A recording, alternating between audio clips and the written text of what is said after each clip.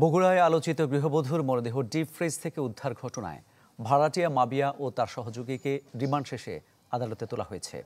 এ নিয়ে আরও খবর জানাতে সেখান থেকে সরাসরি যোগ দিচ্ছেন সহকর্মী ফরহাদুজ্জামান শাহী।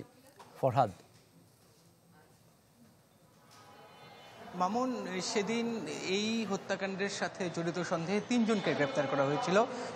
অর্থাৎ সাদদের বাড়ির চতুর্থ তলার যে ভাড়াটিয়া মাবিয়া এবং তার অন্য দুই সহযোগী সুমন এবং মুসলিমকে সেদিন পুলিশ গ্রেপ্তার করেছিল সাদের জবানবন্দির পরিপ্রেক্ষিতে। বসুন্ধরা ডায়াপেন্ট এখন আরো উন্নত। এই হট এয়ার থ্রো টপশিট দ্রুত শোষণ করে সোনামণিকে দেয় কোমল অনুভূতি। এবং পুলিশ বলছে যে এই ঘটনার সাথে সাদের সম্পৃক্ততা নাই, বরং সাদদের বাড়ির যে ভাড়াটিয়া মাবিয়া তারই দুই সহযোগীকে নিয়ে এই হত্যাকাণ্ডটি ঘটিয়েছে। প্রথম দিনেই কিন্তু আদালতে মাবিয়ার যে সহযোগী মুসলিম সে স্বীকারোক্তিমূলক জবানবন্দি দিয়েছিল, কিন্তু বাকি দুইজন মাবিয়া এবং তার আরেক সহযোগী সুমন কিন্তু জবানবন্দি দেননি। পরবর্তীতে আদালতের মাধ্যমে তাদেরকে 2 দিনের রিমান্ডে নেয় দুপচাঁচিয়া থানা পুলিশ এবং এই মামলার তদন্তকারী যিনি কর্মকর্তা। সেই 2 দিনের রিমান্ড শেষে কিছুক্ষণ আগে তাদেরকে দুপচাঁচিয়া থেকে আজকে বগুড়া চিফ জুডিশিয়াল ম্যাজিস্ট্রেট আদালতে নেওয়া হয়েছে।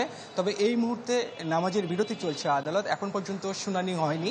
আমরা যতটুকু জানতে পেরেছি যে বাকি দুইজন যে আসামি ভাড়াটিয়া মাবিয়া এবং তার অপর সহযোগী সুমন, সেই দুইজন হয়তোবা আদালতের কাছে স্বীকারোক্তিমূলক জবানবন্দি দেবেন, এই হত্যাকাণ্ডের সাথে জড়িত থাকার কথা তারা হয়তোবা স্বীকার করে নেবেন। তবে আমরা এই ঘটনায় প্রথমে কিন্তু র্যাব এই উম্মে সালমার ছোট ছেলে সাদকে এই হত্যাকারী হিসেবে প্রথমে কিন্তু তারা সংবাদ সম্মেলন করেছিল এবং সেটা ফলো করে গণমাধ্যমে প্রচার হয়েছিল। পরবর্তীতে সাদ পুলিশের কাছে রিমান্ডে যে এই ঘটনায় বলেছিল যে র্যাবের নির্যাতনে সে হত্যাকাণ্ডের কথা স্বীকার করেছিল এবং তার পরিপ্রেক্ষিতে সে আরও 3 জন আসামির নাম বলে এবং সেখান থেকে কিন্তু সেই 3 জন আসামিকে গ্রেপ্তার করা হয়েছে এবং প্রথম দিনে একজনকে রিমান্ডে একজন স্বীকারোক্তিমূলক জবানবন্দি দিয়েছিলেন এবং আজকে বাকি 2 জনকে এখন আদালতে নেওয়া হয়েছে।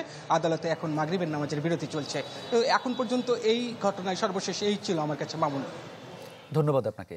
বগুড়া থেকে জানাচ্ছিলেন সহকর্মী ফরহাদুজ্জামান শাহী।